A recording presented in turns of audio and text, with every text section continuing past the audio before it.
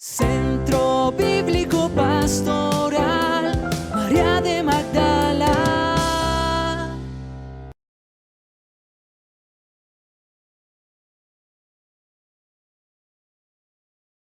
En el duro trabajo brisa en las horas de fuego, gozo que enjuga las lágrimas y reconforta en los duelos. Entra hasta el fondo del alma, divina luz, y enriquecelos. Mira el vacío del hombre si tú le faltas por dentro. Mira el poder del pecado cuando no envías tu aliento. Riega la tierra en sequía, sana el corazón enfermo. Lava las manchas, infunde calor de vida en el hielo. Doma el espíritu indómito, guía al que tuerce el sendero.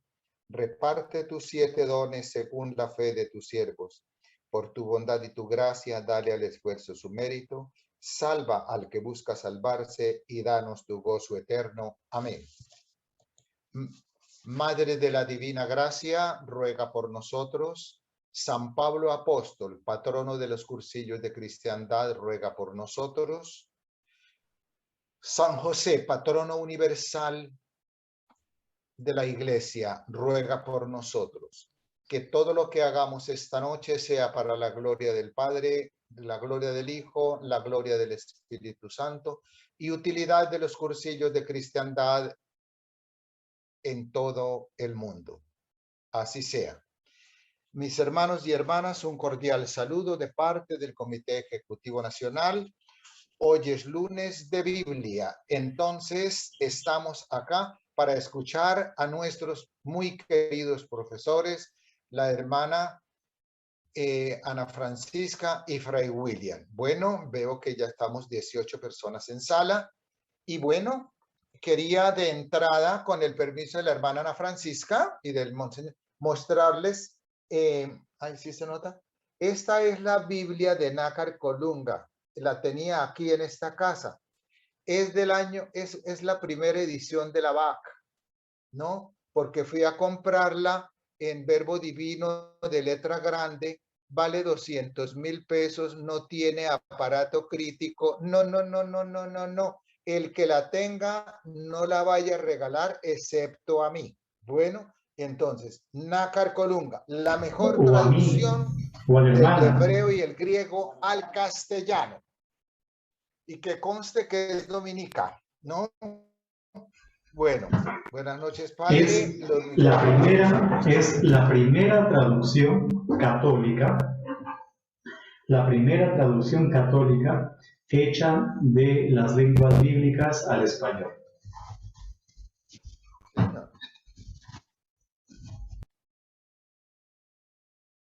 Sí, la primera traducción católica. Bueno, listo. Entonces, vamos a continuar porque si no, la fiesta ya pasaron más de 15 días y no se acaba esta fiesta de las cabañas, que normalmente duraba 7 días y el día solemne, que sería el 8º día, ¿verdad? Entonces, yo voy a simplemente hablar algo porque nos quedamos en el versículo 32, más o menos, ¿cierto? Yo voy a decir una palabrita del versículo 35 y ya Fray William se va a meter en el último día, en el día solemne, y lo que va a acontecer en el día después, diríamos, porque ahí es donde tendría lugar el encuentro con la mujer sorprendida en adulterio. Entonces, yo creo que ya, si me oyen, pero... Sí, perfectamente, hermano. Muy bien, entonces, con respecto a ese versículo 35, porque pues ya veníamos hablando de el primer día de la fiesta. Antes de la fiesta, ¿qué ocurrió? Ese querer descender a Jerusalén o subir a Jerusalén de los hermanos de Jesús y Jesús diciendo que no va. Después nos encontramos ya en la semana de la fiesta, pero a mediados de la semana de la fiesta, en el versículo 14, y toda esa discusión con los judíos acerca de Moisés, la circuncisión, de lo que hablamos hace 8 días, ¿verdad? Y la procedencia de Jesús. ¿Quién es Jesús? Ahora entonces ya nos vamos acercando al último día. Es como si durante todos esos 8 días Jesús hubiera tenido discusiones con los judíos alrededor, pues, de su mesianismo, ¿verdad? De su rol dentro de de los judíos, ahí como el Mesías, como quien viene a proponerse como el Mesías. O Juan nos lo quiere mostrar así. Y luego llegamos entonces a lo último, ya nos vamos acercando al último día, pero antes de irnos al último día con Fray William, vamos a tener el versículo 35. El versículo 35, que es como una palabra irónica, es algo irónico, que es la respuesta de los judíos, donde como que se burlan de Jesús y al mismo tiempo, pues sin quererlo, a lo mejor están haciendo una profecía, igual que la profecía de Caifás, que uno muera por todos nosotros, ¿cierto? Que era algo irónico, pero de eso irónico pasó a una profecía que se realizó. Entonces, ¿qué decían los judíos? ¿Dónde piensa ir este para que no lo encontremos? ¿Pensará ir a reunirse con los judíos dispersos entre los paganos para ir a enseñarles? ¿Qué significa esa frase? Me buscarán y no me encontrarán, porque donde yo voy, ustedes no podrán ir. Entonces, esto diríamos que tiene relación, más o menos se podría entender así, esto de la diáspora entre los helenos, creo que es así como dice el texto griego, la diáspora ton heleno, ¿cierto? Diríamos, ahí de qué está hablando esto. Está hablando de esas dos categorías de judíos. Están los judíos que se creen los mejores, los verdaderos judíos, que serían los de Palestina o los de la famosa Tierra Santa, porque ya se habla de la Tierra Santa a partir de Esdras y Nehemías, ya está ese concepto de Tierra Santa. Entonces, serían los judíos de Tierra Santa, diríamos, de lo que decimos hoy Tierra Santa también nosotros, los judíos de la región, serían los que se consideraran los verdaderos, los dignos del nombre de judíos. Mientras que todos los otros judíos de la dispersión, de la diáspora, pues serían como una especie de judíos de segunda categoría. Entonces, esta frasecita irónica es fuertísima para los cristianos, para Jesús y los cristianos, porque ¿qué está diciendo? Si no te aceptamos aquí como Mesías, es que tú vas a ir a predicar fuera del territorio santo para ir a ser discípulos afuera, o sea, discípulos de segunda clase. Entonces tampoco Jesús sería considerado el Mesías. Porque si no es aceptado por los discípulos del país y se debe ir para afuera, entonces es que es un Mesías o un Mesías de los gentiles. Es como si le dijeran, como si estuvieran burlando de él y dijeran, uy, no, pero el perfecto Mesías. El perfecto Mesías es el sacado afuera por los judíos verdaderos y que tiene que convertirse en doctor en medio de los gentiles. Algo así irónico. Pero nosotros decimos que esa ironía se convierte luego en profecía. Porque verdaderamente Jesús será el Mesías de los pueblos de la dispersión.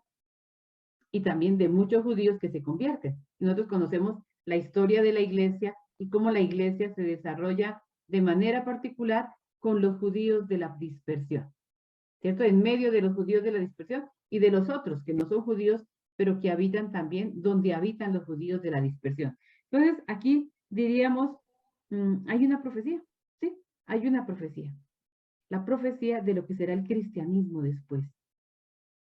Un anuncio en medio de los pueblos dispersos. Un anuncio que va más allá de las fronteras del judaísmo. Y es así como llegamos ahora al último versículo 37. El último día. Y dice ahí, el más solemne de la fiesta. El último día, el más solemne. O sea, había fiesta durante 7 días, pero el solemne era el último. Y parece ser que es el 8º día. De ahí el poder y la fuerza del 8º día. Bueno, pero aquí yo ya le doy la palabra a Fray William, que va a entrar para irnos llevando poco a poco hacia la mujer sorprendida en adulterio, para conducirnos de la mano de la adúltera. Por eso hay que tener el libro a la mano. Me imagino que todo el mundo lo tiene por ahí, ¿no? Porque en esta escuela se estudia. A ver, ¿lo conocen? Sí, señora. De la mano de la adúltera. Es un libro chiquitico, flaquito. Flaquito, pero entonces los que lo tengan, por favor, lo colocamos sobre nuestro escritorio para poder ir mirando algunas cosas. A ver, ya por ahí Hay unos que lo están una, buscando. hay una anécdota, digamos que las palabras tienen que ser bien pues engarzadas, ¿verdad? Entonces estábamos, y esto es histórico, y aquí está la hermana Ana Francisca, no voy a decir evidentemente pues, el nombre de quien lo digo, y fue una religiosa, estábamos nosotros en, no sé si fue en la presentación del libro o si fue en algún otro tema, y esta hermana agarra y me dice, oye Fray, en ese tu libro, con la mano en la adúltera, entonces, y comenzó a argumentar. Pero dije, no es con la mano en la adúltera, sino desde la mano de la adúltera. Y el título de la mano de la adúltera es porque es un es un texto, es un texto.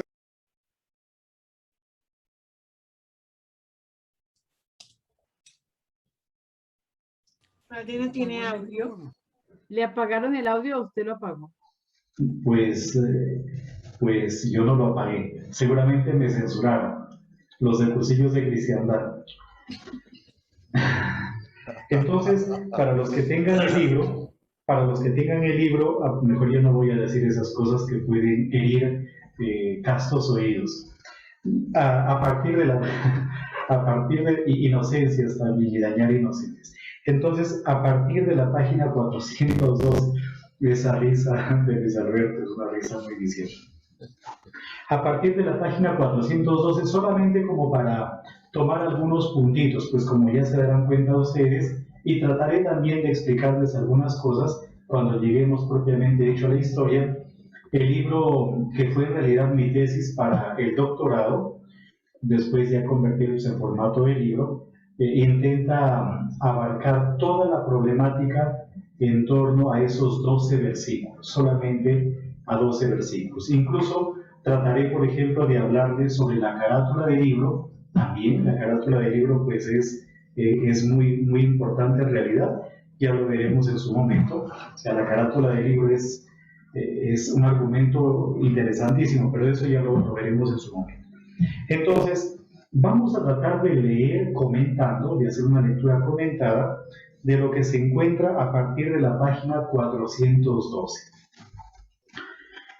Dice lo siguiente, a partir del tercer párrafo pues de la página 412, para no leer otras cosas que pueden como distraernos en este momento. Pero si ustedes pueden leer todo, sería bueno, ¿verdad? Entonces dice lo siguiente, los capítulos 7 al 10, versículo 21, o sea, del 7, todo el 7, hasta el 10, versículo 21, grosso modo, constituyen la celebración de la fiesta de las tiendas, o de las chozas, o de las cabañas, o de Sukkot, pues son diversos nombres que se le dan a la misma fiesta.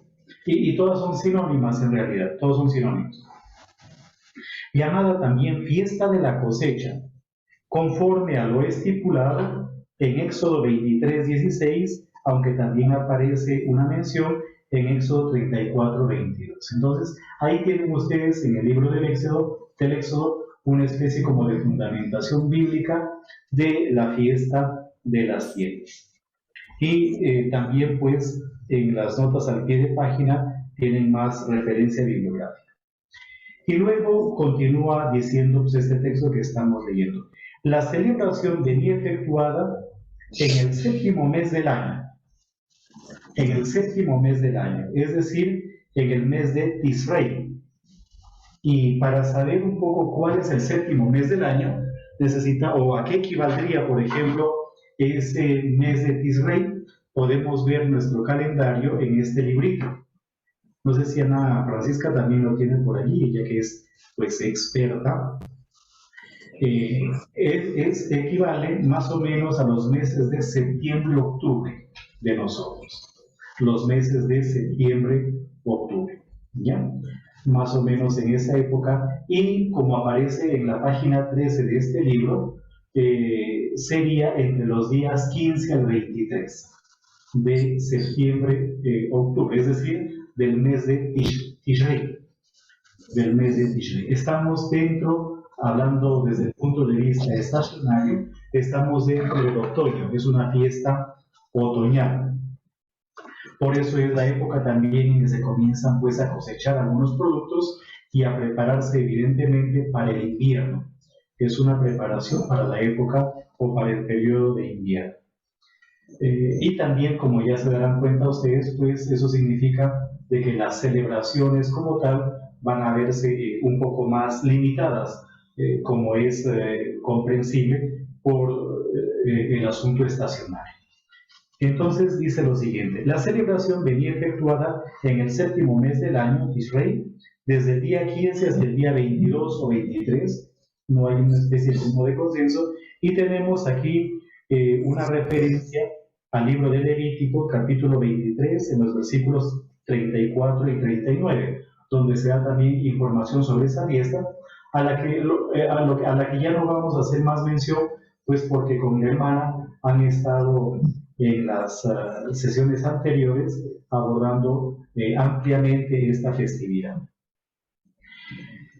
Pareciera que algunos actos y palabras de Jesús, y esto es muy interesante, y concretamente, por ejemplo, Juan 7, 37, 38, si quiere, leamos esos versículos. Juan 7, 37, 38 dice: y en el último día, el gran día de la fiesta, Jesús, puesto en pie, exclamó en alta voz, diciendo: si alguno tiene sed, que venga a mí y beba.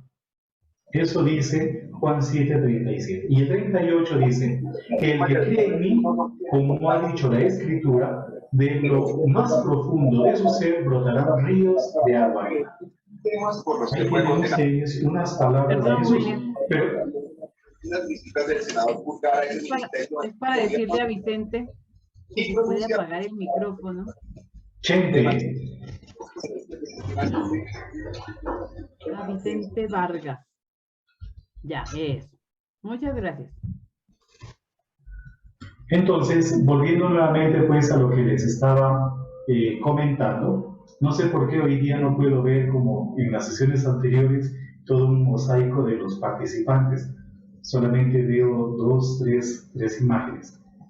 No sé si es porque tienen las cámaras apagadas o debe ser pues alguna configuración de eso, pero bueno, es un pequeño comentario. Nos volvamos nuevamente a lo que estábamos viendo.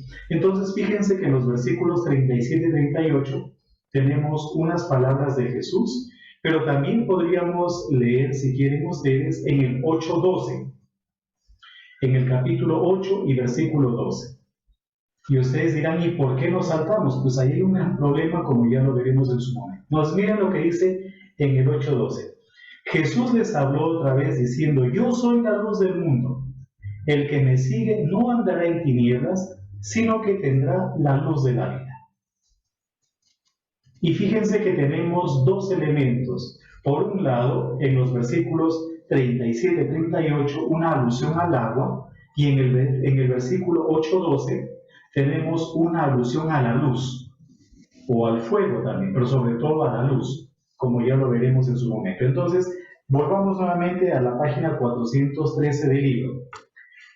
Dice, 412, 413. Pareciere que algunos actos y palabras de Jesús tienen su explicación en lo que se realizaba como ritual durante dicha festividad, con una centralidad, entre otras cosas más, en el tema del agua y de la luz. Y aquí hay una nota, desgraciadamente, pues, y no es desgraciadamente, es decir, por el formato del libro y del trabajo, no se podía colocar más que el texto preciso. Pero las líneas que están en la nota 175 son ya de por sí características. En la nota 175 del libro aparece un fragmento de un texto que se halla en la Mishnah, concretamente en el tratado Sukkah, en el capítulo 5, parágrafo 3. Y dice lo siguiente: de los calzones pasados de los sacerdotes y de sus cinturones se hacían jirones, y con ellos se prendía fuego. No había ningún patio en Jerusalén que no resplandeciese con el fuego de la recogida del agua. Y parece que los únicos que tenían calzones eran los sacerdotes. Esto puede sonar un poco ridículo, qué sé yo. ¿Y por qué tenían los sacerdotes calzones? La gente pues parece que no utilizaba. En el Perú hay algunas zonas en donde la gente no utiliza ropa interior, hombres o mujeres, no utilizan. Es un invento pues medio moderno, ¿no? Pero ¿por qué los sacerdotes sí utilizaban? Porque ellos tenían que subir escaleras y normalmente hacían un montón de inclinaciones dándole espalda al pueblo, y el pueblo estaba desde abajo mirando a los sacerdotes, y evidentemente pues si no se cubrían, la túnica no siempre protegía y podía dejar ver algunas partes nobles, y eso era como medio vulgar. Y lo que dice, creo que Ana Francisca tiene la Mishnah allí, pues yo dejé mi librito en Colombia, se quedó en Colombia. Creo que ahí tiene, si puede usted ahorita, puede leer el texto. Aquí ya tengo. ¿Se acuerdan que la vez pasada les mostré este libro de la Mishnah? Y les decía que si uno quiere saber cómo acontecían las cosas en el templo en la época de Jesús, y pues anterior, pero sobre todo en la época de Jesús, porque ya después no hay templo, después en el año 70 ya no hay templo, la Mishnah nos da mucha información, ¿no? Entonces lo que dice la Mishnah en el capítulo 5, versículo 3 dice, de los calzones, exactamente, de los calzones pasados de los sacerdotes y de sus cinturones se hacían jirones y con ellos se prendía fuego. No había ningún patio en Jerusalén que no resplandeciese con el fuego de la recogida del agua. Y también se va a hablar aquí de lo del agua, ¿no? La parte del agua. Y toda la parte festiva, que va a ser muy importante. Porque es en medio de toda esa fiesta que va a aparecer de pronto un poco de libertinaje en medio de las señoras y de los señores. Está apagado el micrófono, Willy. Fíjense que era la fiesta de la alegría, y dicen que la luz era tan resplandeciente, o sea, la luz, me refiero a la luz esa producida por las antorchas que se hacían con los calzones de los sacerdotes. Dicen que la luz era tan intensa hasta el punto de que era casi imposible distinguir el día de la noche. Y era además, claro, es una exageración, evidentemente, no pensemos pues que era así. Para hacer eso se habría necesitado toneladas y toneladas de paño, sino es una exageración. Es evidentemente toda una exageración. Lo que está allí es para decirnos que era una noche de alegría, una noche de bastante regocijo, y también el agua se cogía en la piscina de Siloé, y desde allí se llevaba en una especie de procesión esta agua hasta el templo. Por lo tanto, hay dos elementos importantes dentro de la fiesta de las tiendas, como son el agua y el fuego, o el agua y la luz. Y es curioso porque justamente, como ya leímos hace un ratito, en el Evangelio de Juan, vemos que Jesús es presentado como el agua, o en relación con el agua, y en relación con la luz también. En relación con la luz. Entonces, sigamos leyendo otro poquitito el libro en la página 413. Y dice, con la centralidad, entre otras cosas, en el agua y en la luz, e incluso da la impresión que algunos diálogos relacionados con esa festividad y recogidos en las tradiciones judías tienen un eco en ciertas expresiones del Evangelio de Juan. Una pequeña polémica que se halla en la Tosefta, y aquí en la nota 76 está pues la información sobre qué cosa es la Tosefta, y lo leo para los que no tienen el libro a la mano. La palabra Tosefta significa añadido, también puede significar suplemento, añadido, y junto con la Mishnah y el Talmud es una de las fuentes de la literatura rabínica. Entonces aquí, por ejemplo, ya tienen ustedes 3 palabritas, o por lo menos 2 palabras nuevas el día de hoy. Una que ya la conocían pues por la explicación de la hermana, la Mishnah, que es lo que normalmente se conoce como la Torah oral, pero que se pone por escrito, la Torah oral, o la tradición oral también. Y luego tenemos la Tosefta, que complementa con algunos otros datos lo contenido en la Mishnah, y luego tenemos pues el Talmud, que es una ampliación de todas las tradiciones judías. Y para que podamos entender los evangelios, aunque esto suene medio chistoso, necesitamos conocer estas obras, porque ahí encontramos muchas polémicas que dan luces para poder conocer los relatos de los evangelios. Entonces, yo les presento aquí una polémica entre el rabí Eliezer y el rabí Yohanan de Lai, que es muy similar a la polémica que nosotros encontramos en Jesús con Nicodemo en el capítulo 7, versículo 52. Si quieren, vamos a leer lo que dice el capítulo 7, versículo 52, como para que nos familiaricemos un poquitito pues con lo que viene a continuación. Si quieren, lo leemos desde un poquitito antes, desde el versículo 50. Nicodemo, el que había venido a Jesús antes y que era uno de ellos, les dijo: ¿acaso juzga nuestra ley a un hombre a menos que se le oiga primero y se sepa lo que hace?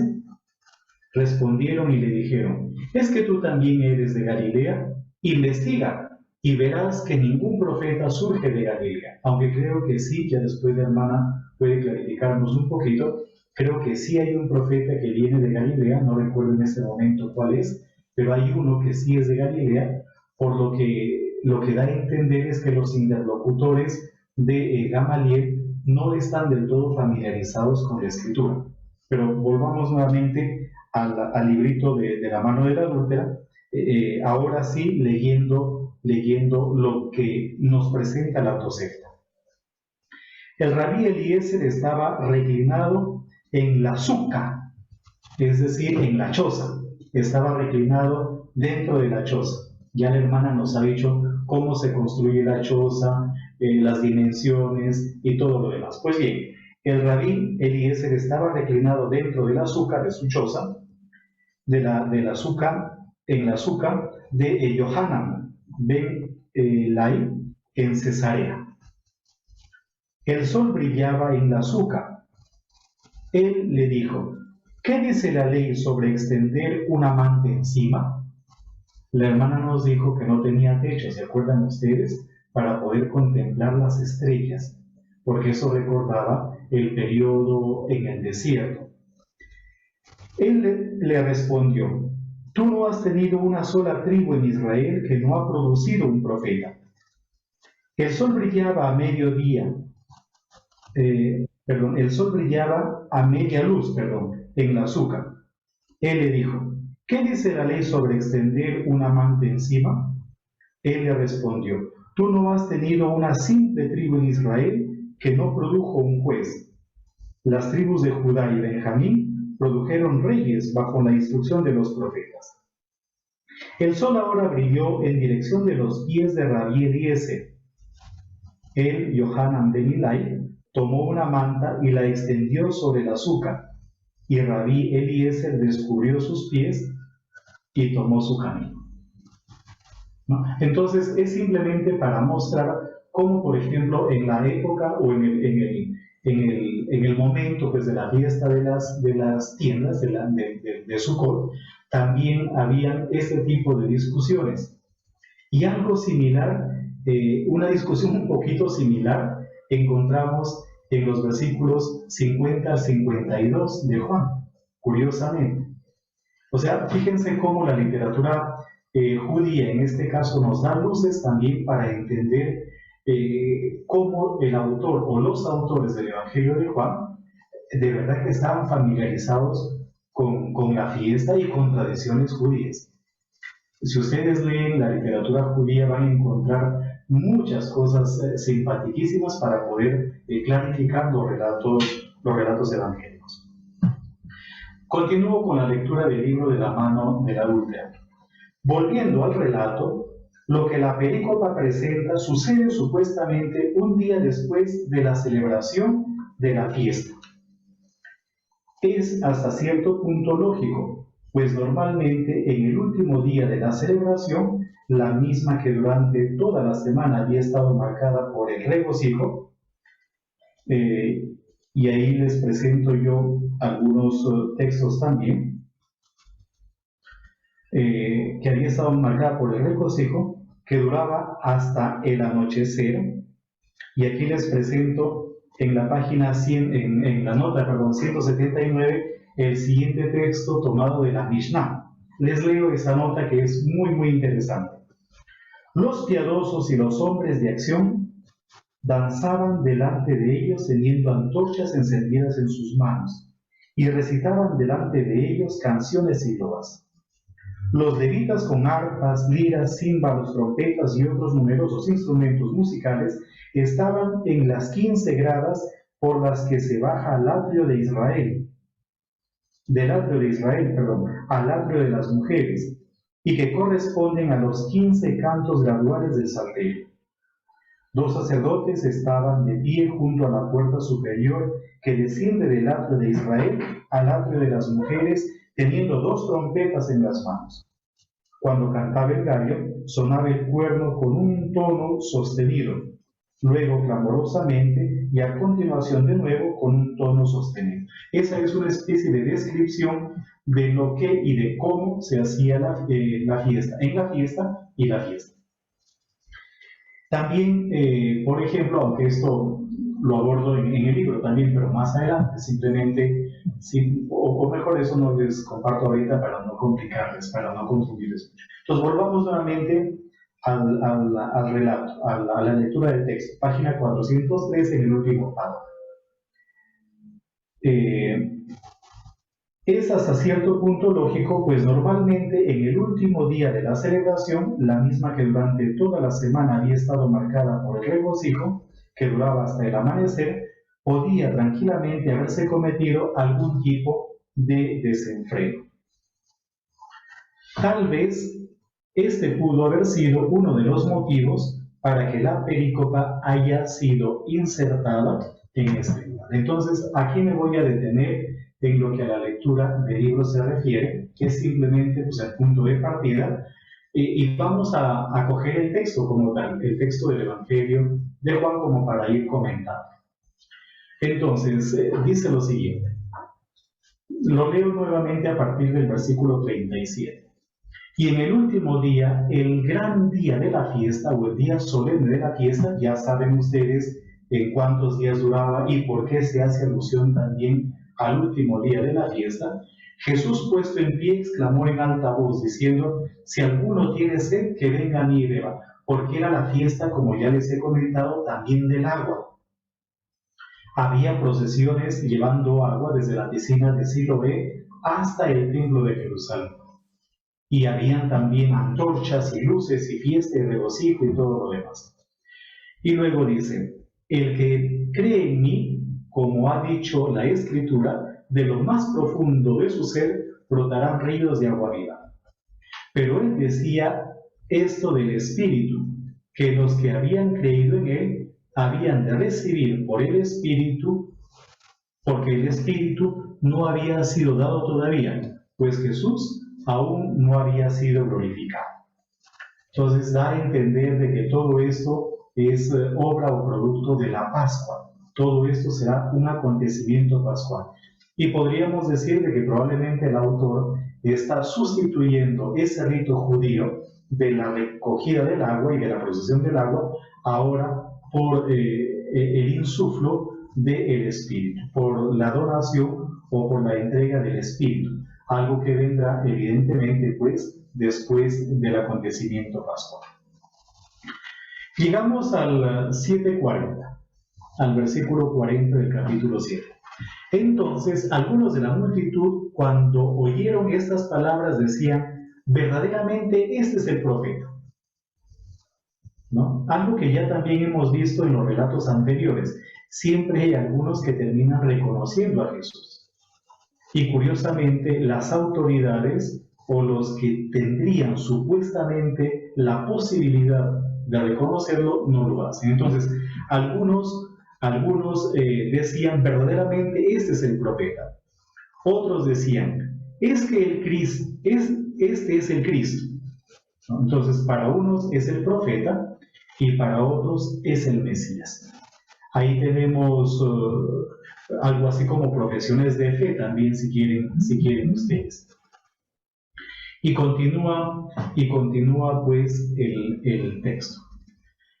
Y dice lo siguiente, pero otros decían, ¿acaso el Cristo ha de venir de Galilea? O sea, ¿cómo puede venir el Mesías de Galilea? Yo no sé si, Anita, usted tiene aquí algún dato, algo de por qué Cristo o el Mesías no puede venir de Galilea. No nos olvidemos que el Mesías no necesariamente es un judío, porque curiosamente en el Antiguo Testamento, el rey Ciro, por ejemplo, en el libro de Nehemías, creo que, el rey Ciro es presentado como Mesías, curiosamente. Pero se esperaba la llegada del hijo de David. Ajá. Entonces ahí es donde el mismo texto lo dice, ¿no? En el versículo 42. Ajá. Nos dice la escritura que el Mesías vendrá de la descendencia de David y de Belén, el pueblo de David. Ajá, exactamente. Y eso de Belén, el pueblo de David, está también de una u otra forma prefigurado en el libro de Miqueas, del profeta Miqueas, en el capítulo 5, versículo 2, donde dice, pero tú Belén de Éfrata, o Belén Éfrata, aunque eres pequeña entre las familias de Judá, de ti me saldrá el que ha de ser gobernante de Israel. Y sus orígenes son desde tiempos antiguos, desde los días de la eternidad. Ese texto de Miqueas va a ser utilizado por los autores evangélicos. Entonces, fíjense cómo están uniendo efectivamente al Mesías, en este caso, como un descendiente de David. Aunque el Mesías no necesariamente puede ser judío, como ya también en algún momento o en algunos momentos se les ha manifestado. Por ejemplo, Ciro, rey de Persia, es visto como Mesías, como liberador. Y continúa esta especie de polémica. Versículo 43. 42, ¿verdad? No ha dicho la Escritura que el Cristo viene de... sí, eso ya lo leyó la hermana Francisca. Versículo 43. Así que se suscitó una división entre la multitud por causa de él, ¿no? Entonces imaginémonos nosotros, hay una discusión y se provoca una división dentro de esta discusión. Y algunos de ellos querían prenderle, pero nadie le echó mano. Claro, según el Evangelio de Juan, porque la hora todavía no le había llegado. Esa es una de las razones que podríamos decir que está presente aquí. 45. Entonces los alguaciles vinieron a los principales sacerdotes y fariseos, y estos les dijeron, ¿por qué no le trajeron? Los alguaciles respondieron, jamás hombre alguno, ¿dónde está? Jamás me perdí.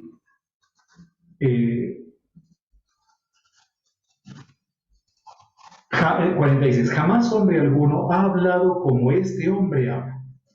Entonces, miren, los alguaciles también en cierta manera se dejan como admirar por el modo de hablar que tiene Jesús. Ya. Entonces los fariseos les contestaron, ¿es que también ustedes se han dejado engañar? O sea, todo el mundo ya comienza a mirar a Jesús, menos los judíos que supuestamente deberían tener como más elementos para poder creer o aceptar a Jesús. Y continúa el texto en el versículo 48. ¿Acaso ha creído en él alguno de los gobernantes o de los fariseos? Pero esta multitud que no conoce de la ley, maldita es. No, maldita es. Es decir, la multitud ignorante, ¿verdad? Entonces, fíjense cómo los ignorantes, entre comillas, son los que realmente terminan conociendo a Jesús, mientras que los que deberían hacerlo no lo hacen. Yo me acuerdo cuando la hermana nos comentó el pasaje de la conversión del agua en vino, ¿se acuerdan ustedes? De las bodas de Caná. Y ella hizo una bonita explicación, un bonito comentario en relación con los sirvientes. cómo fueron los sirvientes los que se dieron cuenta del acontecimiento extraordinario que acababa de suceder, mientras que el mayordomo no, o mejor dicho, la jerarquía para nada. Y lo mismo va a suceder con el ciego de nacimiento. Es un ciego de nacimiento que termina justamente reconociendo a Jesús, incluso la familia del ciego de nacimiento también, pero no las autoridades o los que tienen el poder. Podríamos decir que este es un texto tremendamente crítico y es un texto que lo podríamos utilizar ya hablando de la coyuntura en la que nos encontramos para hablar de lo relacionado con la sinodalidad. Porque curiosamente son los más simples o los más sencillos los que se dan cuenta de lo que está pasando, mientras que los otros no. Entonces sigamos leyendo el texto. Muy bien. Pero esta multitud que no conoce la ley, maldita es. Los que no conocen la ley son malditos. Hoy día hemos comenzado a leer la carta a los romanos y es interesante el argumento que presenta pues Pablo y compañía en ese texto en cuanto a que los que no son judíos también tienen ley. La ley de la razón, evidentemente, la ley de la conciencia, ¿sí? La ley de la conciencia, la ley de la razón, pero pues ya es algo que no viene muy directamente a lo que estamos viendo. En el 750 entra Nicodemo en escena. Nicodemo, el que había venido a Jesús antes y que era uno de ellos, les dijo: ¿acaso juzga nuestra ley a un hombre a menos que le oiga primero y sepa lo que hace? O sea, cuidado, ustedes están emitiendo un juicio a priori sin siquiera haberse cerciorado de lo que realmente está sucediendo, está pasando o está haciendo. Y este Nicodemo, que es también un maestro de la ley, también va a recibir, como se dice vulgarmente, pues su golpecito, ¿no? En el Perú se va a recibir su chiquita, aunque no es tan chiquita, es muy directa. Responden y le dijeron: ¿es que tú también eres de Galilea? O sea, a ver. ¿Acaso tú también eres de Galilea? Es como una actitud de desprecio, ¿no? De menosprecio. Lo están marginando. Aquí se nota claramente la marginación a los galileos. Ya. ¿Es que tú también eres de Galilea? Investiga. Y lo tratan de ignorante. Investiga y verás que ningún profeta surge de Galilea. Y en realidad parece que sí hay un profeta que surgió de Galilea. No sé, Anita, si tú tienes el dato allí sobre cuál profeta es. Yo no me acuerdo exactamente en este momento. En el libro sí creo que está, pero no me acuerdo yo exactamente cuál es ese profeta que sí viene de Galilea. Pues vamos a buscar entonces cuál es ese profeta. ¿Cómo? Vamos a buscarlo porque yo tampoco me acuerdo. Sí, pero hay un profeta que sí viene de Galilea, o que por lo menos parece que viene de Galilea. Ya, lo que demostraría que los otros están actuando con muy mala intención y están al mismo tiempo manipulando la información, que es terrible, ¿verdad? Es terrible. No sé si ayer participaron de la Eucaristía, en el Evangelio, lo que Jesús le dice al muchacho, ¿no? Le dice al muchacho: ¿qué debo hacer para heredar la vida eterna? Y una de las cosas es: no difames o no levantes falsos testimonios. El tema de la difamación, que es presentar pues cosas falsas o acusaciones falsas con la finalidad de hacer daño a alguien. Ahora, después... Es posible que sea Jonás. Es posible que sea Jonás el profeta. Sí, pero Jonás, sí, aunque en mi cabeza no sé por qué, pero aparece como otro, pero puede ser Jonás también. Sí, pero como que no me acuerdo, ya lo veremos eso en su momento. Entonces, ahí se termina el versículo 52 y comienza el 53. Y cada uno se fue a su casa.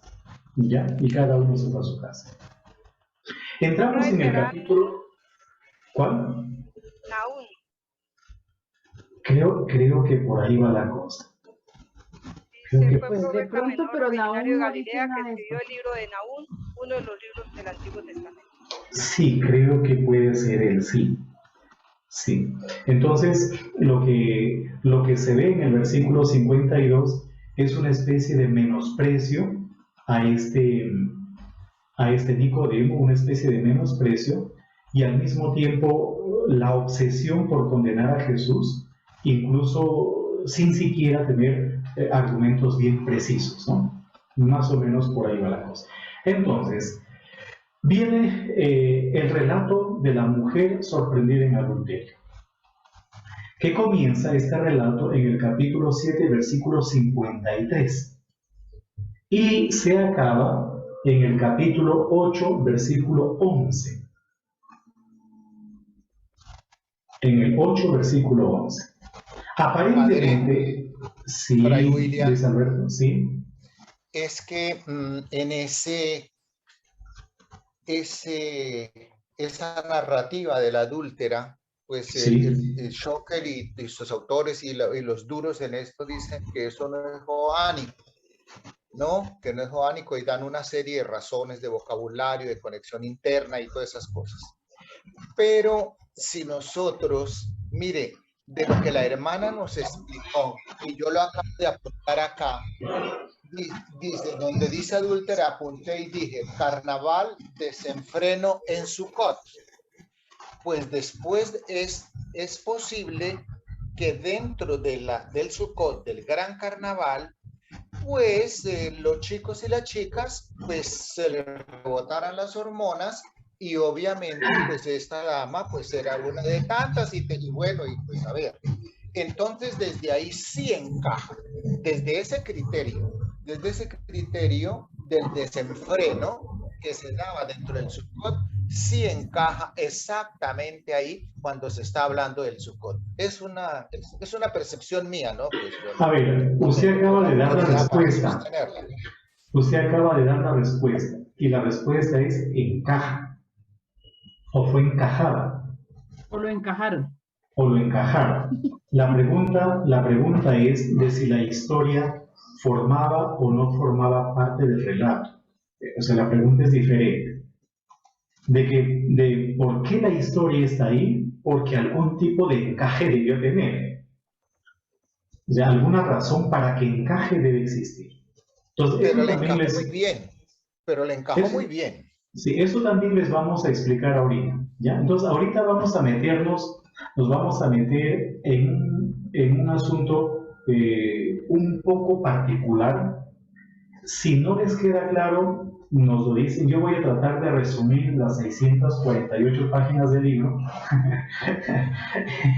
en pocas cosas. Ah, y a propósito, miren, estamos pensando como centro bíblico organizar un diplomado solamente sobre esta película, ¿ya? Un diplomado en donde trataremos de abordar, pero la película, no solamente analizar a la película como tal, sino más bien como dando elementos útiles para poder realizar después interpretación de textos también. Pero eso ya lo veremos eso. Sí. No quisiera dejar pasar un comentario que tiene Schockel, que me parece la ironía más hermosa de que lo tiene ahí en su aparato crítico. Entonces dice, lo voy a leer.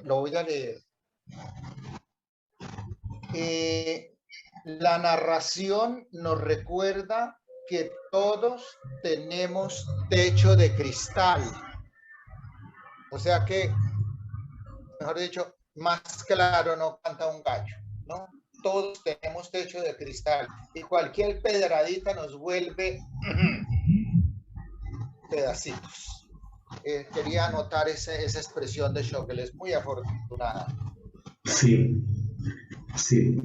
Entonces, a ver, ahora volvamos nuevamente al texto. Entonces, fíjense en el versículo 52. En el versículo 52, 7:52, dice lo siguiente. Dice, respondieron y le dijeron, ¿eres tú también de Galilea? ¿es que eres tú también de Galilea? Investiga y verás que ningún profeta surge de Galilea.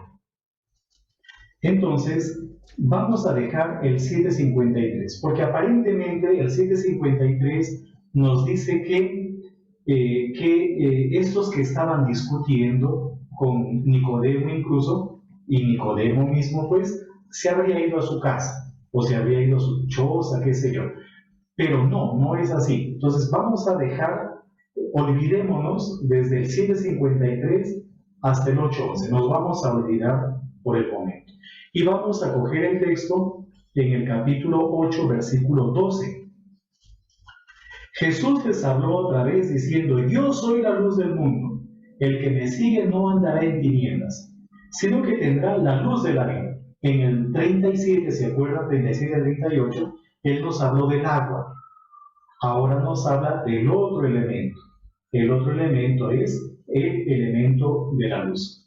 Entonces los fariseos le dijeron: tú das testimonio de ti mismo y tu testimonio no es verdadero. Claro, porque es otro el que tiene que dar testimonio de uno. Uno no puede dar testimonio de sí mismo. Respondió Jesús y les dijo: aunque yo doy testimonio de mí mismo, mi testimonio es verdadero, porque yo sé de dónde he venido y a dónde voy. Pero ustedes no saben de dónde vengo ni a dónde voy. O sea, no me conocen. Ustedes no me conocen. Y están juzgando a alguien sin conocerlo.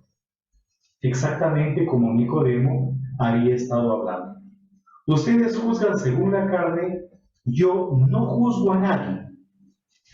Ahí tienen un dato interesantísimo. Yo no juzgo a nadie. Pero si yo juzgo, mi juicio es verdadero, porque no soy yo solo, sino yo y el Padre que me envió. O sea, los dos son los que juzgan. Y Jesús no es solito, sino Él y el Padre. Aunque en su ley está escrito que el testimonio de dos hombres es verdadero, yo soy el que doy testimonio de mí mismo, y el Padre que me envió da testimonio de mí. Es decir, Él también da testimonio de sí y el Padre. Ya son dos. Pero Él sí puede dar testimonio de sí mismo. Vamos a dejar aquí el relato y nos vamos a meter ahora sí en el problema del que les hablé y que va un poquito en sentido contrario a lo que mencionó Luis Alberto hace un ratito.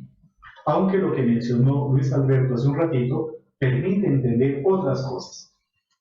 Ahora sí nos vamos a meter en algo que es simpaticísimo. Miren, les voy a mostrar esta pantalla. Les voy a compartir esta lámina. Aquí está. ¿Están viéndola? Sí la están viendo, ¿no es cierto? Sí la están viendo. Sí, señor. Aquí tienen ustedes una hoja de papiro. Este papiro es el papiro Bodmer o el papiro 66. Según los especialistas, sería del siglo II o del siglo III de nuestra era. Por lo tanto, estamos frente a un documento tremendamente antiguo. No nos olvidemos que el Evangelio de Juan es el Evangelio que tiene los manuscritos más antiguos que se conocen dentro de la crítica textual. Ahora, aquí yo entiendo que ustedes probablemente pues no se puedan ubicar en lo que yo les muestro en este momento, pero créanme, lo que les digo es verdad, o si no, aquí también está Flor, que me puede desmentir porque ella es capaz de leer este tipo de documentos, o también pues Luis Alberto. Miren, aquí está, y lo he evidenciado, y Ana Francisca evidentemente, lo he evidenciado con un círculo. Aquí se acaba el 752. Aquí se acaba el 752. Y aquí comienza el 813, perdón. El 813. Por lo tanto, no se encuentra el relato de la mujer sorprendida en adulterio. No está. ¿Y por qué no está? Pues no está por dos razones. O bien porque el copista se olvidó. Pudo haberse olvidado. Era frecuente, por ejemplo, que los copistas se saltaran un texto, se saltaran un párrafo, o también no está porque no estaba. No sé si me dejo entender. Es decir, no está aquí porque ese relato no formó parte del Evangelio de Juan. Aunque hay una tercera posibilidad. Y la tercera posibilidad es que ese relato haya sido censurado, que es justamente un argumento que da San Agustín y que da también el monje Nicón. Todo eso está en el libro.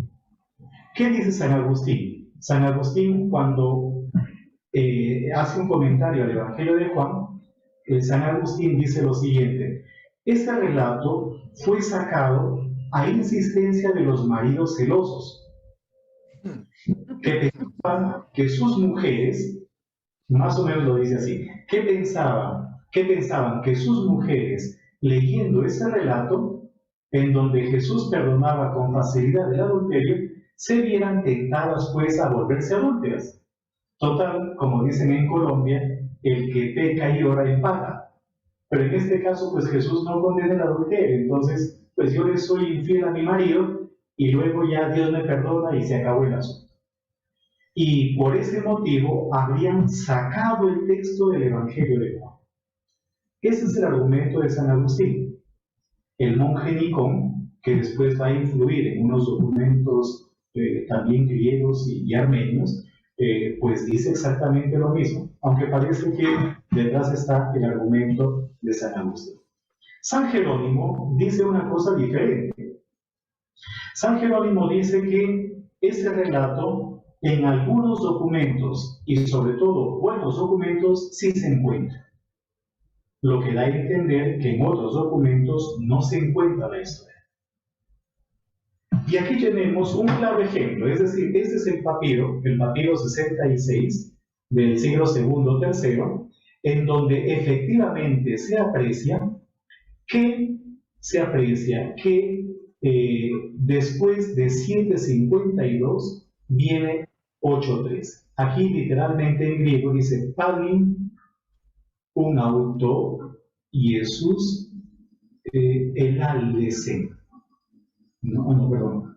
A ver, palin.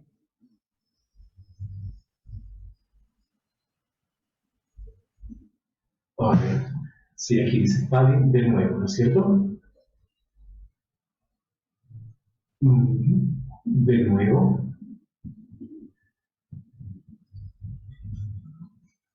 Aquí está Jesús. Leo. A ver, 8. El 8. Vamos a ver el 8. 13. Dice lo siguiente. A ver, permítanme. Ya, 8.13.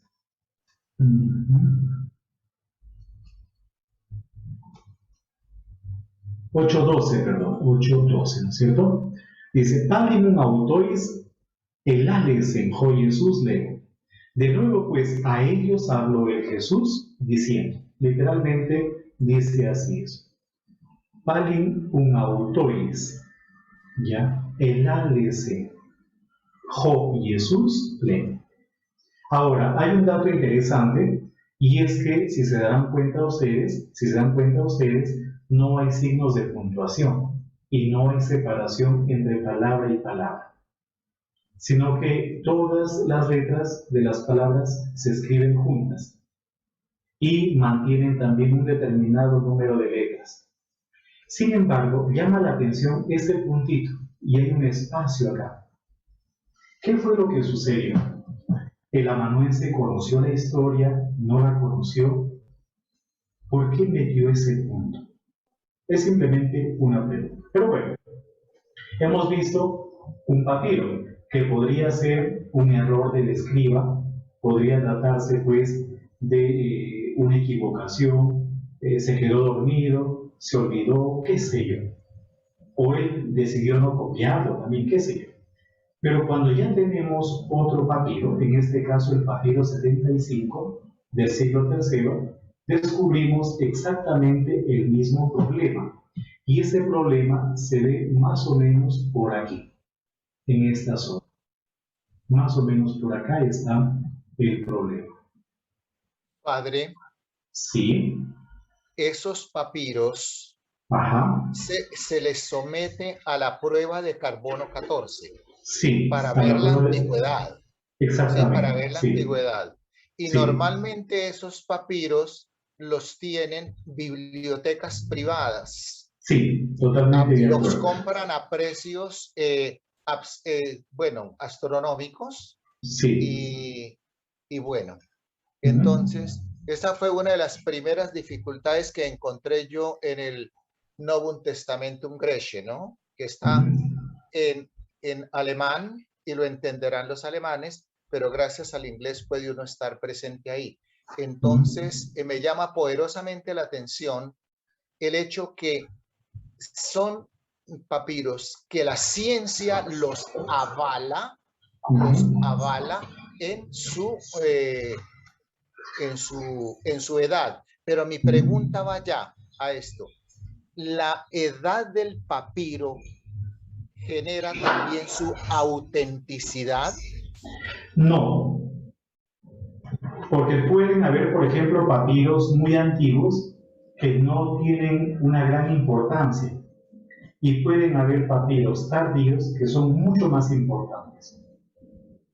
Entonces, la antigüedad no es garantía de una gran autenticidad, pero la antigüedad lo que nos está diciendo es que en esa época ese era un texto que ya se conocía. Aunque puede haber sido manipulado, qué sé yo, no sé si me dejo entender, ¿no? Entonces, por ejemplo, en este papiro, en el papiro 66 que acabamos de ver, que es del siglo segundo, tercero, o sea, no hay una especie de consenso sobre a qué siglo puede pertenecer, pero ya hablar de un manuscrito del siglo segundo, o sea, ya, ¿no? Y sobre todo teniendo un texto que en muchas cosas es similar al texto que los especialistas han reconstruido, dice mucho. O sea, nos permite conocer, por ejemplo, qué tipo de texto manejaban ya en el siglo segundo. Y podemos incluso ir más hacia atrás. Sí.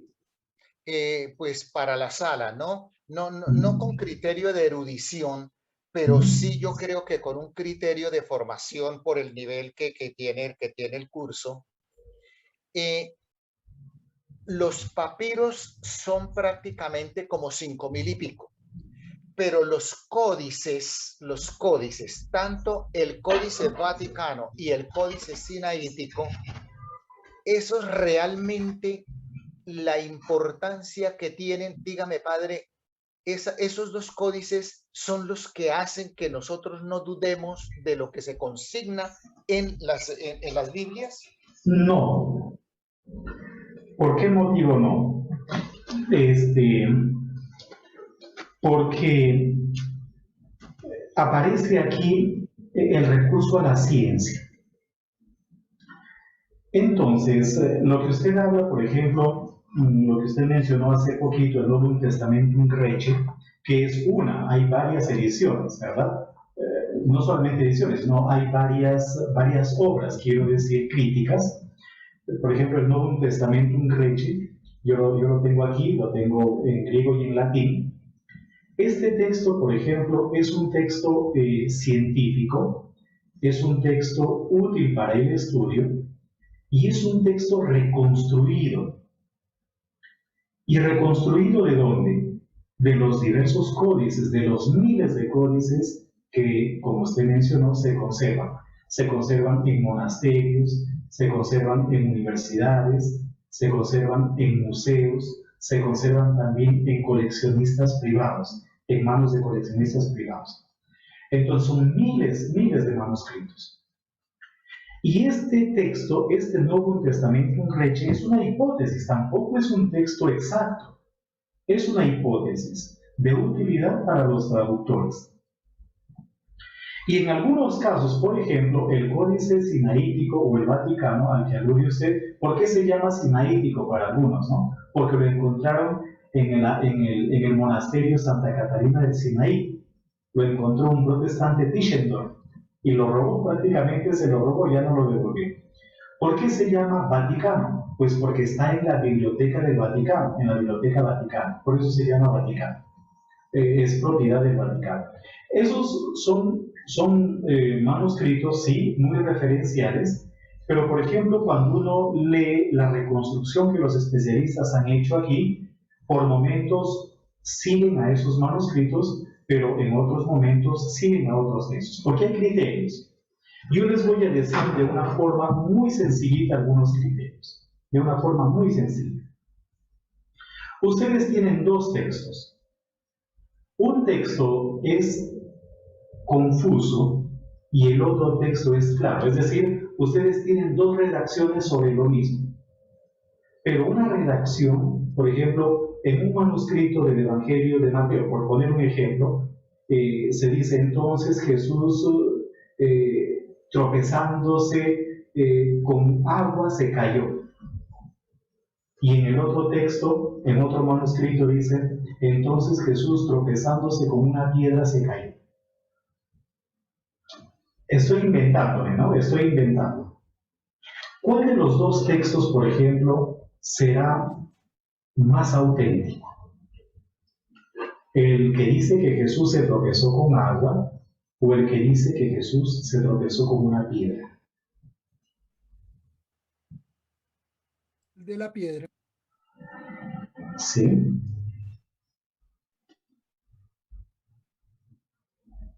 No, con el agua. Porque hablar de que alguien se tropieza con el agua es confuso, ¿verdad? O sea, es decir, es un texto muy complicado.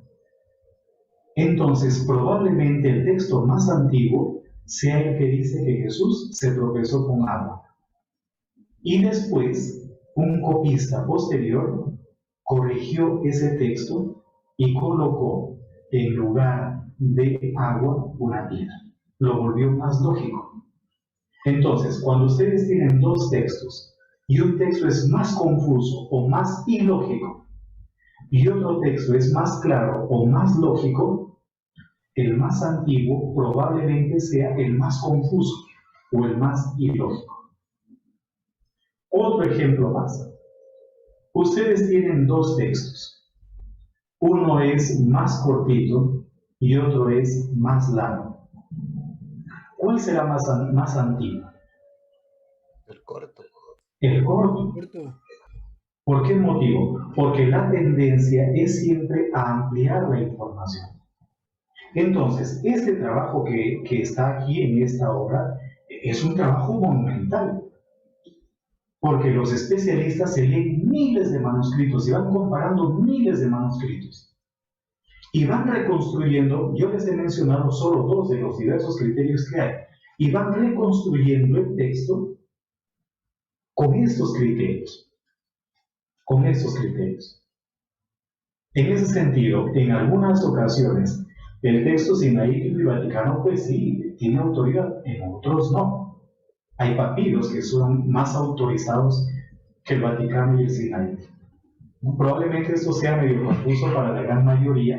Yo estoy tratando de hacerlo muy sencillo y muy lúdico al mismo tiempo, ¿no? Pero volvamos nuevamente a lo que les estaba comentando. Entonces, aquí tenemos el papiro 66, que sería un lunar, pero resulta que no es el único.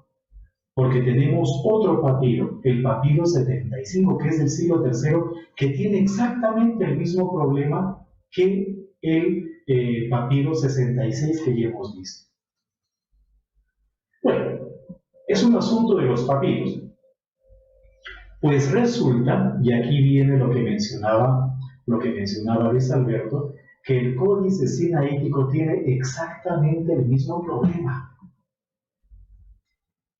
Es decir, de 752 se pasan a 813. Eso ya no, ahí ya no hay una casualidad. Eso ya dice mucho más.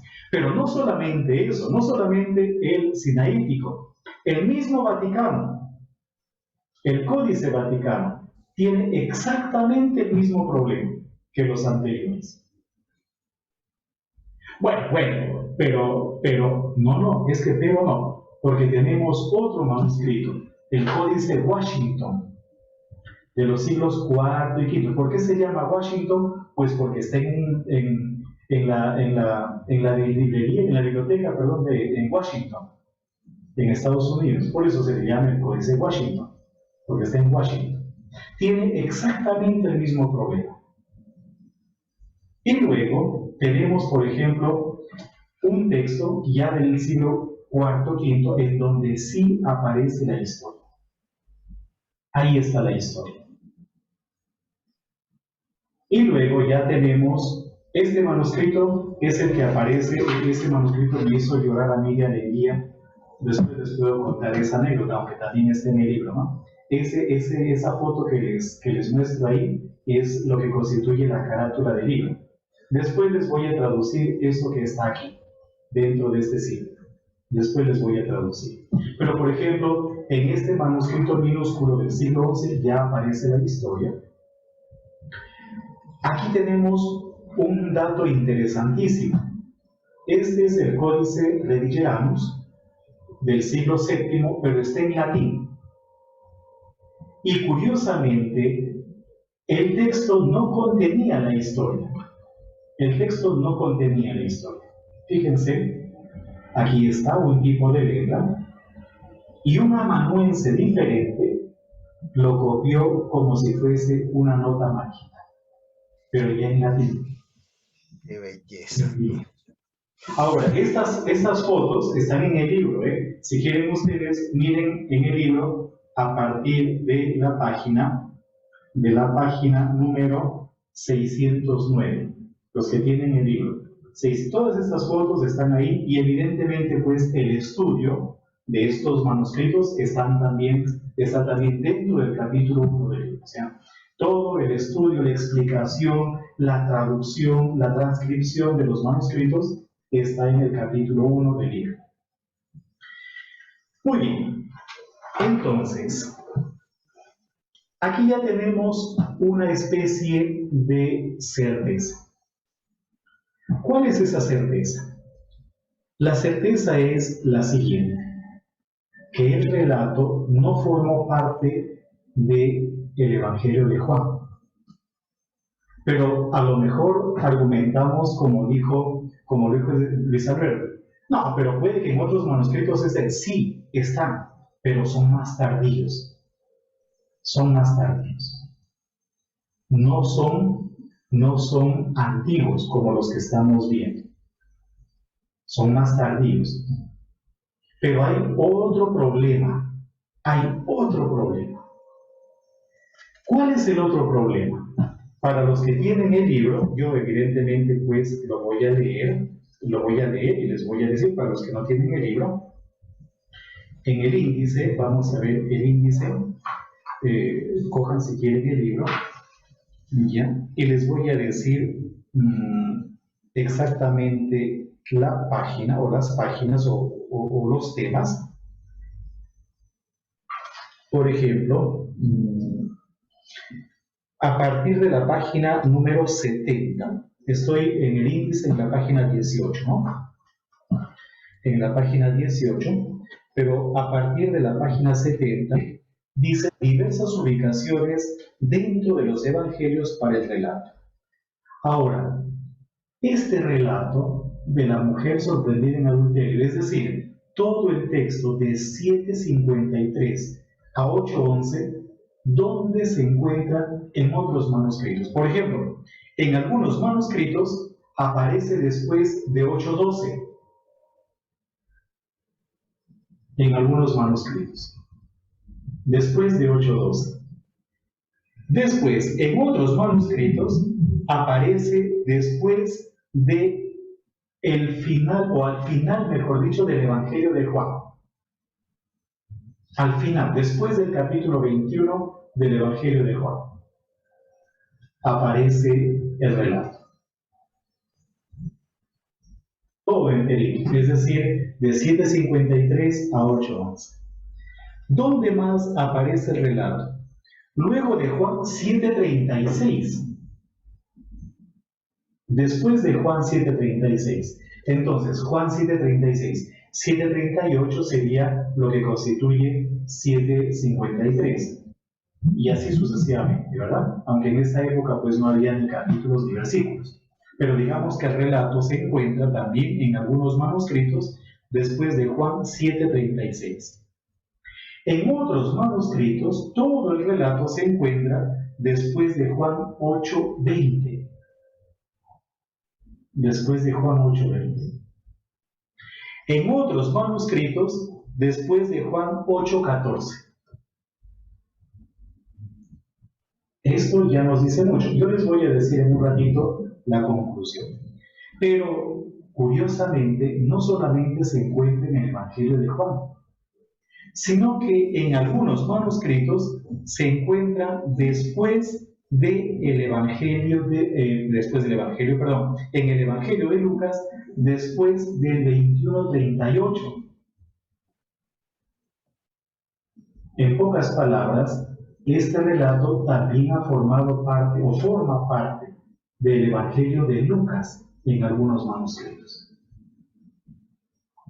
¿Se dan cuenta? Ahora sí, con lo que les acabo de comentar, podemos decir que este relato de la mujer sorprendida en adulterio no formaba parte del Evangelio de Juan en sus orígenes, sino que se trata más bien de una historia flotante y de una historia que ha estado siendo colocada en diversos lugares, como tratando de ver cuál puede ser el contexto que mejor se acomode a la historia. ¿Cuál puede ser el contexto en el que mejor se encuentra el relato? Y al final, digamos que se terminó como popularizando, no sé si esa sea una palabra correcta, o se terminó como estandarizando, tal vez esa sea la palabra más precisa, ¿no? La ubicación en donde actualmente tenemos el relato. Por lo tanto, a ver, volviendo nuevamente para tratar de que quede clarito, estoy tratando de ser lo más claro posible. Lo primero que debemos decir es que Juan 7:53 a 8:11 forma una unidad. O sea, es todo un cuerpo. Todo un cuerpo. ¿Por qué sabemos que es todo un cuerpo?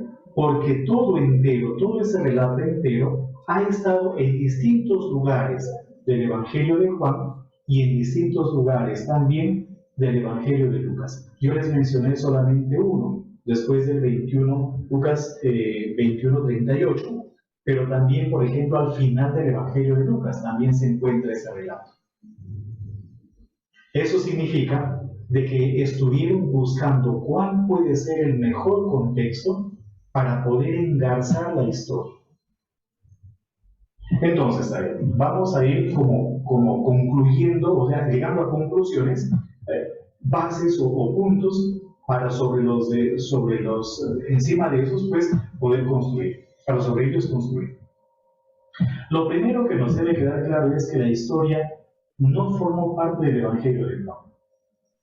Y probablemente no formó parte de ningún evangelio canónico, de ninguno.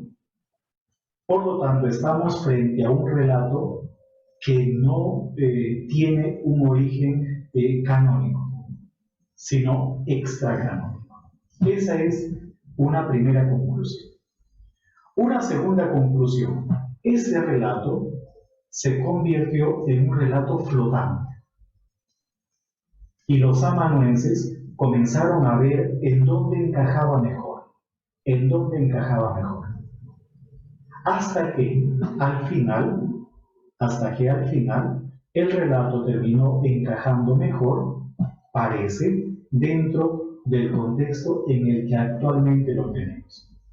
Y ahí sí cojo el argumento de Luis Alberto, que es el que está también en el libro mío, ¿no? ¿Cuál es el argumento? El argumento es ese, es que en la fiesta de las tiendas, sobre todo en el último día, pues había un desenfreno brutal, y pues era todos contra todos, me imagino, ¿no?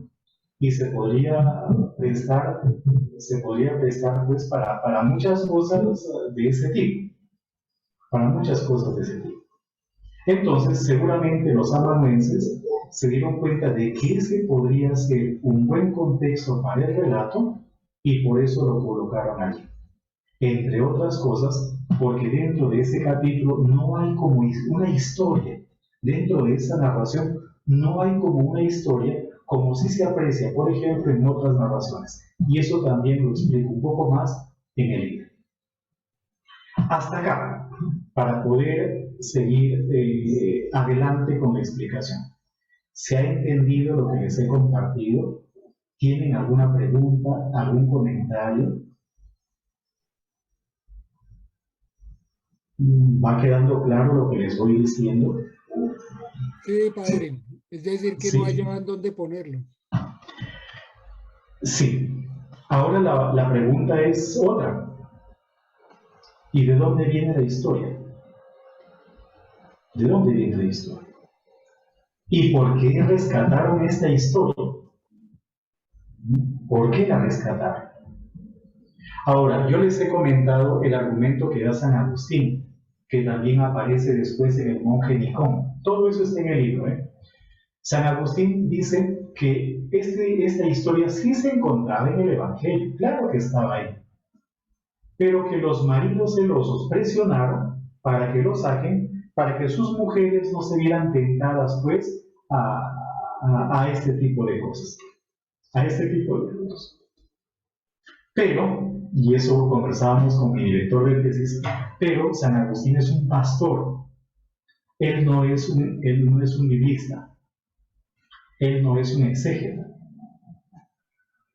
El que es un exégeta es San Jerónimo. Y San Jerónimo da argumentos de exégeta. Porque San Jerónimo lo mete en la Vulgata. Y es probable, y esa también es una de las cosas que trato en el libro, es probable que San Jerónimo sea uno de los que influyó con la Vulgata para que el texto sea aceptado. Y sobre todo aceptado dentro del Evangelio de Juan. Y sobre todo después de 752. Porque es interesante también otro asunto, y es que los padres de la Iglesia latinos van comentando el pasaje y conocen el pasaje. Incluso conocen el pasaje los padres latinos anteriores a San Jerónimo. San Jerónimo es del siglo IV, V. Me parece que hay padres, ahorita no me acuerdo, pero todo eso está en el libro, en el capítulo 2 del libro, si les interesa, 2 y 3. Ya a partir del siglo III, por ejemplo, ya los padres latinos comienzan a comentar la historia o a aludir a la historia. Y curiosamente, los padres orientales no, los griegos no. El primer padre oriental griego en comentar la historia es Eutimius y Galenus, del siglo X, si mal no recuerdo. Es decir, antes del siglo X, ningún padre de la Iglesia griego comenta la historia de la mujer sorprendida en adulterio. Lo que significa, o bien que no conocían el relato, cosa que no dudo, porque aparece en la Didascalia de los Apóstoles, aparece también en la Didascalia, ¿no? En qué otra obra antigua más aparece, ya, de que tenía noticia, sino que probablemente dudaban de su canonicidad, dudaban de la canonicidad. Y por eso los padres griegos no comentan el texto. Recién el primer padre griego que toma el texto es Eutimius y Galenus, en el siglo X, noveno X. O sea, estamos hablando de 5 siglos, 6 siglos después de los padres latinos. Es interesantísimo todo este asunto. Entonces, fíjense, ¿por qué San Jerónimo lo mete? ¿Por qué? Porque San Jerónimo ha leído un montón de manuscritos.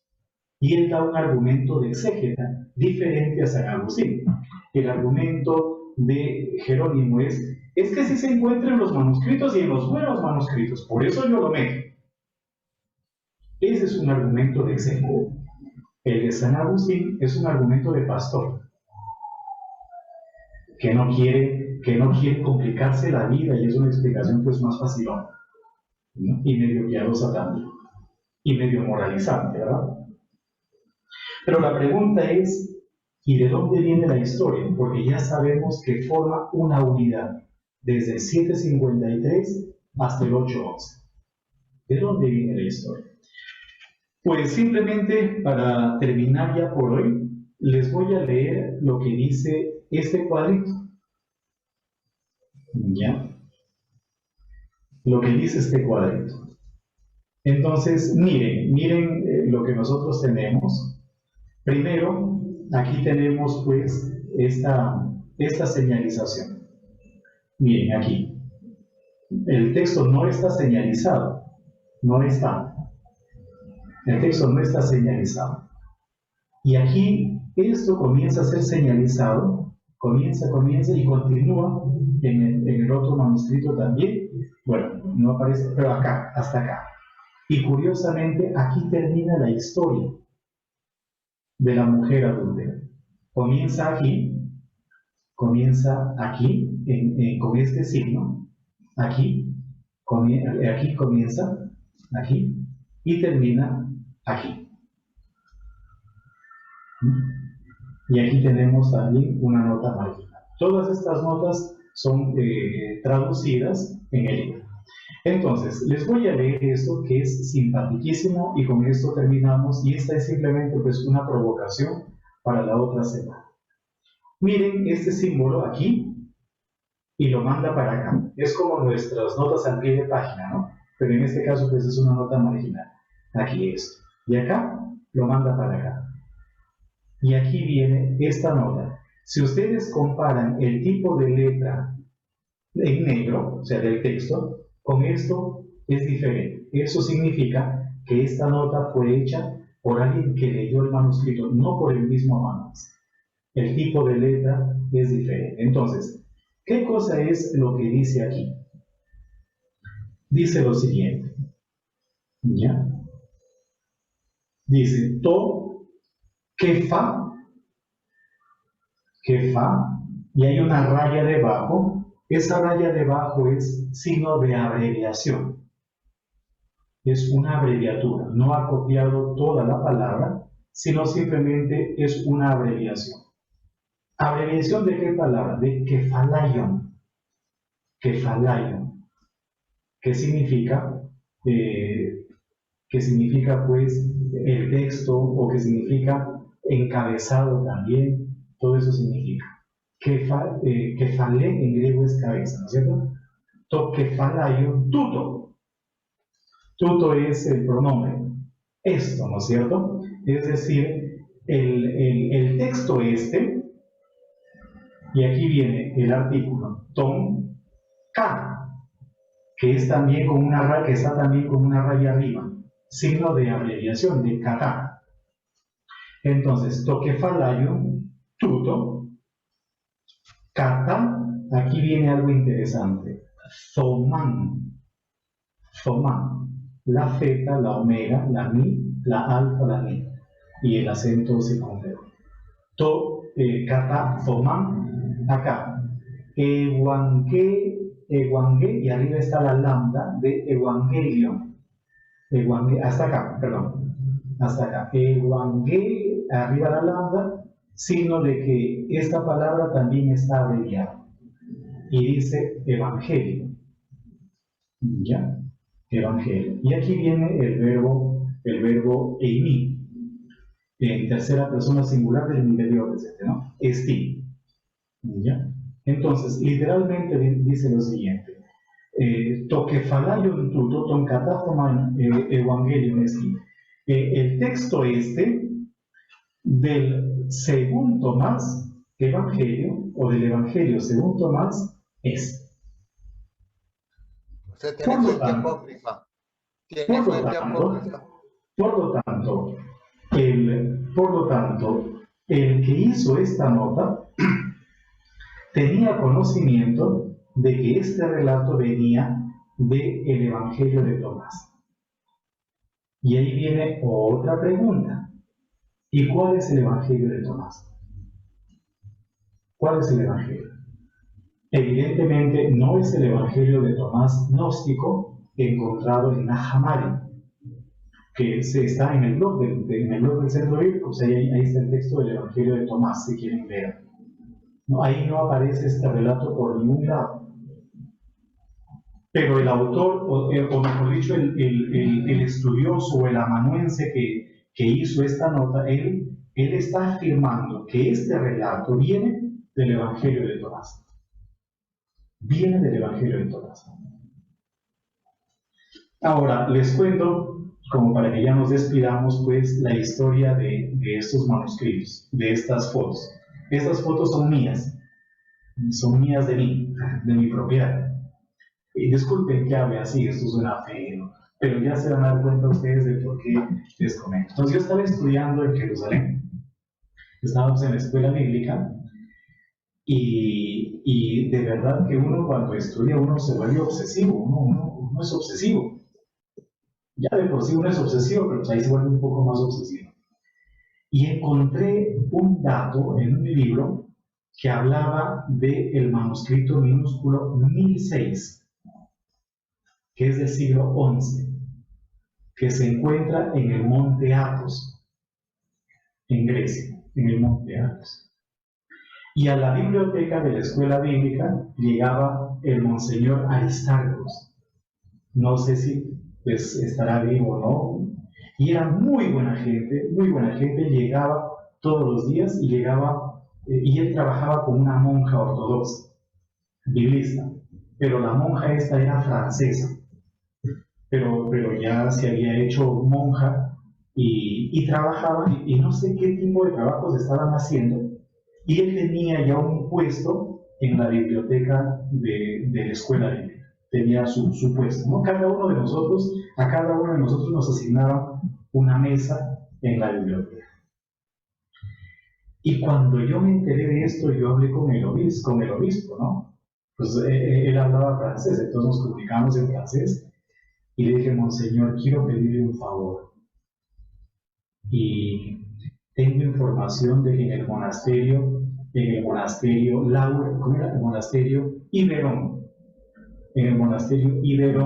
del monte Athos, se encuentra el manuscrito 1006.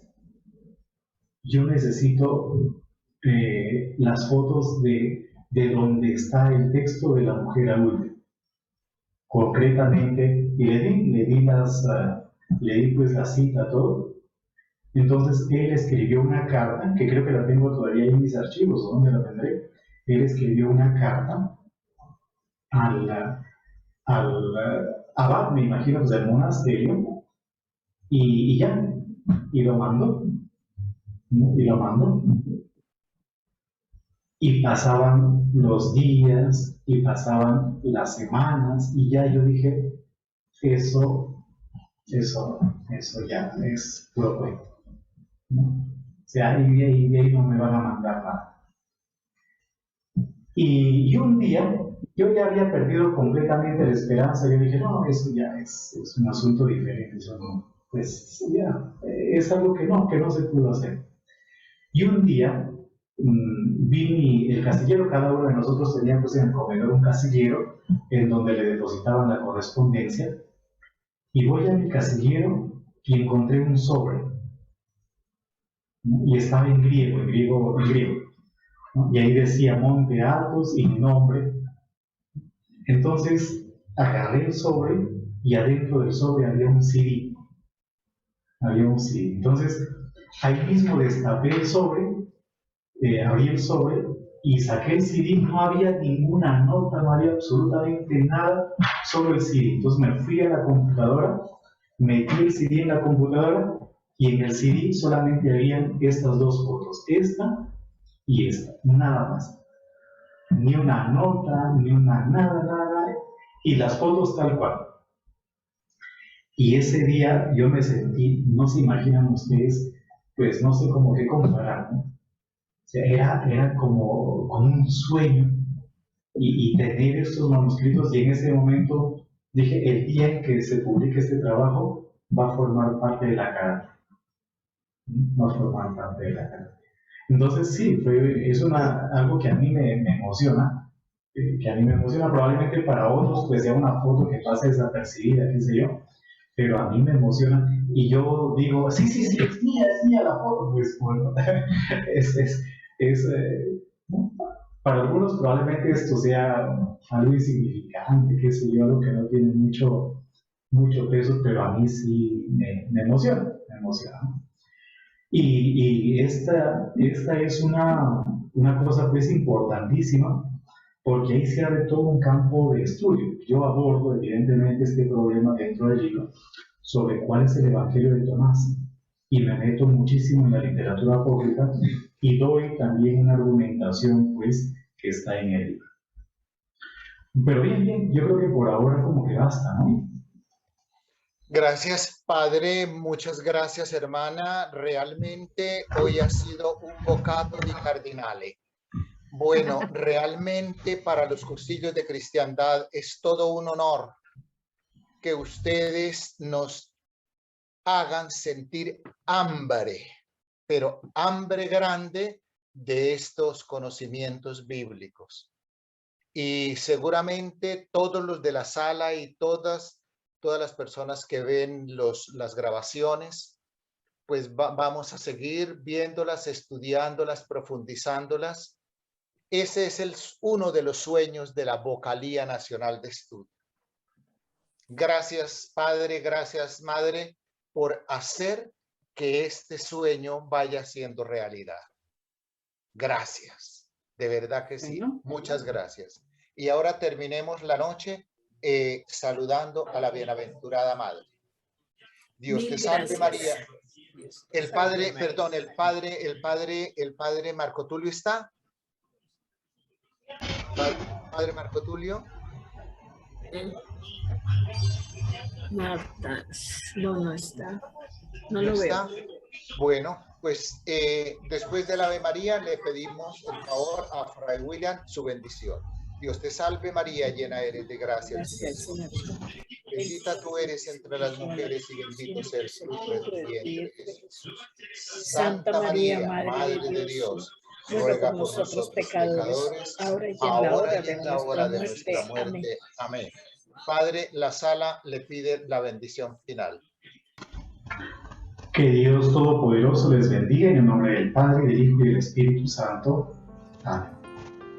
Y muchas gracias y disculpen pues si lo de hoy fue demasiado confuso, qué sé yo. No, de ninguna manera. Excelente. Sí. Muchas Demasiado gracias. excelente. Muchas gracias, padre. Gracias, padre, muchas gracias y bendiciones. Gracias. Feliz noche para todos. Gracias, hermanita. Muchas gracias. Feliz noche para todos, que Dios les bendiga. Están invitados a un cineforo.